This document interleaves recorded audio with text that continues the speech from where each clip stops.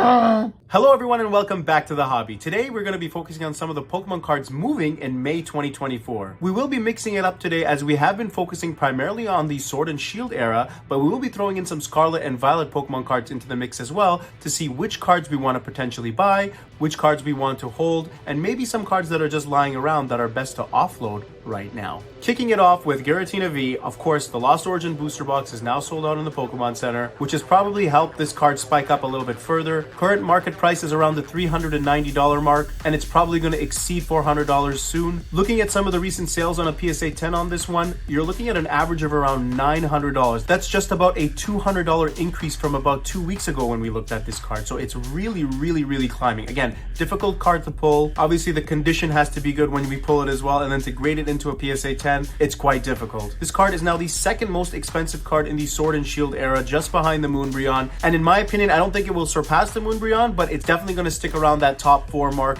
and it's something that I would still potentially consider buying. Maybe in a raw copy. A PSA 10 is probably asking for a bit much at this point. I think it will slow down a little bit, but as the card and the set ages, it will probably go back and start to increase a little bit more. So again, it's one of those cards that you want to consider buying. Again, Lost Origin booster box is sold out now at the Pokemon Center. You'd have to buy it off a third-party market, which is going to be a little bit more expensive, but this is a card that I would vote more on the yes side than the no side to buy right now. Next up is Charizard Alt-Art V. Now, of course, the Brilliant Stars booster boxes were available recently on the Pokemon Center, but they have sold out. Luckily, I was able to capture a couple of them for myself. I tried to go back on and find some more, but they were unfortunately sold out just last week. And again, it's probably why we've seen this card increase a little bit. As the Pokemon Center is sold out, it's probably not going to get more booster boxes. It's probably going to get more difficult to pull this card. Charizard Alt-Art V, again, going for about 160 right now. If we look at some of the recent sales on a PSA 10, anywhere from 3 to 350, it's actually, in my opinion, a steal of a price in comparison to other alternate arts. I do believe that once it gets more difficult to obtain Brilliant Star sealed products, this card will go up a little bit further. So again, in my opinion, this is a buy right now. Next up is the Gengar VMAX Alt-Art. This card, of course, is also climbing, looking at around the $350 mark now. A PSA 10 goes from anywhere around the $700 to $800 mark, as we can see some of the recent sales here. I recently took a crack at some Fusion Strike as well, and I didn't get anywhere near a Gengar VMAX Alt-Art. So again, it is a very difficult set to pull from. There's a reason why they call it Fusion Strikeout, and to be honest with you, if you really want this card, rather than trying to pull it, I would probably go ahead and buy it. I would probably go for a raw copy of this one rather than going for a PSA 10, as it is almost double the price. That being said, the Pokemon Center does have some booster packs available going for around the $4 mark, so if you do want to take a shot at it, it's still relatively affordable. But again, I do advise that you be cautious if you're trying to pull this card. You're probably not going to get it, so do yourself a favor. If you really want it, just buy it. I see this card maybe moving a little bit more, probably staying around the same area, and the reason why I'm saying that is because there's a lot of focus on other alternate cards in the Sword and Shield era, such as the Giratina V that we just touched on, so some of the attention has shifted away from it, so maybe it's a good time to monitor it a little bit more to see if it drops a little. But again, I do see it kind of sticking around that price. That's just my opinion. Now let's switch over to some of the Scarlet and Violet era cards, starting off with Morty's Conviction. Now this card has had a lot of movement, of course, going all the way up with some market manipulation happening in there.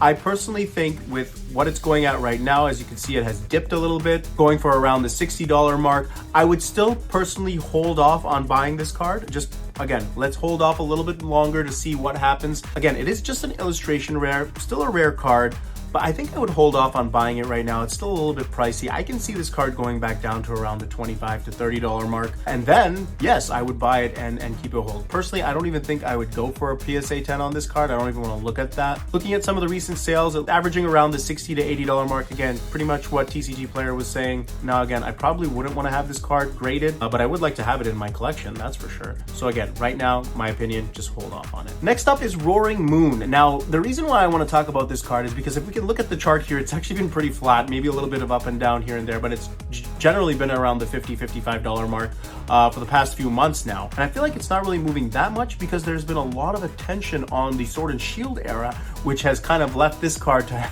dry in my opinion. But again, this card is very difficult to pull, and for $55, I do see this card increasing in value in the future. Once this set becomes less available for purchasing sealed products, this card I think will increase in price. So again, a $55 mark, it's a really good buy right now for a raw copy, that is. Looking at some of the recent PSA 10 sales, also not really a bad price, $160 to $175. It's really not that bad. Personally, I think I would still go for a raw copy because, again, 50 to 60 bucks, go and get it graded yourself. You may get a 10, who knows? Not too much focus on it right now. I would consider buying this one right now.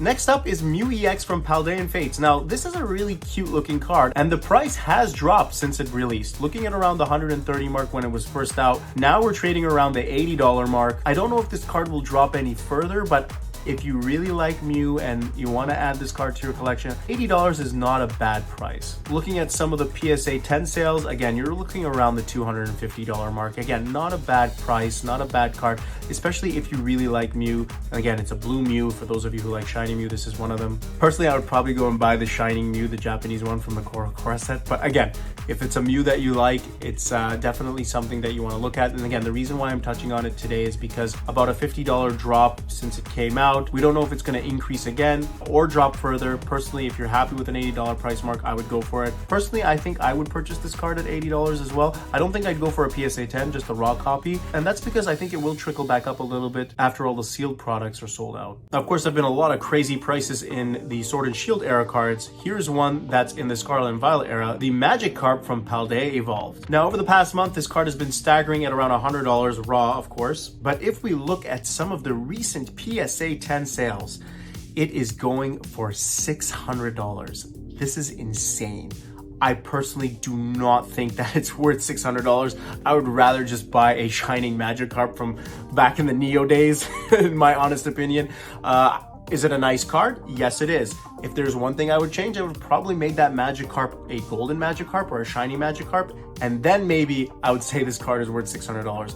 But in my honest opinion, 600 bucks is quite pushing it for a PSA 10. Sure, if you wanted raw, $100 makes sense. Okay, why not? But don't buy a PSA 10 for $600. Do yourself a favor. It's not really worth it. Now, the next couple of cards that I want to look at are cards that you want to get rid of right away. And they are the Iron Crown EX, but more so the Iron Hands EX. Now, the reason why I'm talking about this card is for those of you who have opened hundreds of packs and you have all these cards lying around, I'm pretty sure that you have at least 5 or 6 copies of Iron Hands or Iron Crown lying around somewhere that you could probably offload right now for anywhere from $10 to $15 a piece.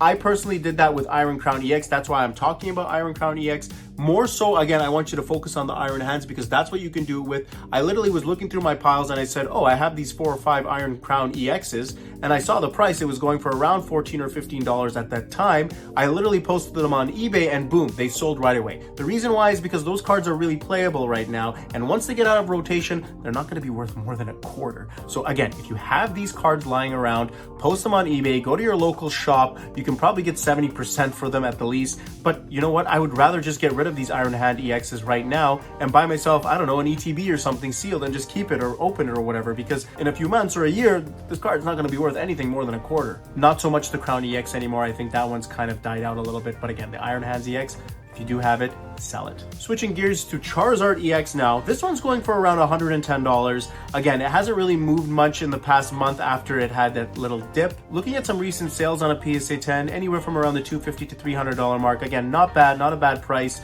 Personally, I've pulled a couple of these. I'm probably going to send them out for grading at one point just to see what I'd get. I think one of them will get a PSA 10 for sure. The centering has been really good for Paldean Fates cards, at least in my experience. So again, if you do want this card, I'd go for it raw and then send it out for grading and get a PSA 10. And then maybe sell it if you don't want it, right? But it is a card that I would buy, but probably on the raw side. We can't finish a market update without looking at least one Evolving Skies card, and I've decided to pick Sylveon V today just because of the climb that it's been having. So around the April mark, it was around a $55 card. Now it has jumped all the way up to a $75 card. Again, these are raw copies. Looking at some of the PSA 10 sales on this one as well, we're around the $150 mark, so not bad for just an alt art V card. And personally, I really like the artwork on this one as well. So again, something to consider buying. If you want me to give you an honest opinion, if you can find this in a PSA 10, this is one that I would actually buy in a PSA 10. The reason why is because Evolving Skies cuts have been pretty bad in my experience. So again, beautiful card, the one card that I do recommend buying already graded. Anyways, guys, I hope you enjoyed this May market update with some of the cards from the Sword and Shield era as well as the Scarlet and Violet one. Don't forget to drop a like and a comment about what your thoughts are on some of the cards that I talk about, some of the movers. If you have any opinions on some other card movers, would love to hear from you. Again, thanks everyone for watching, and we'll see you next time.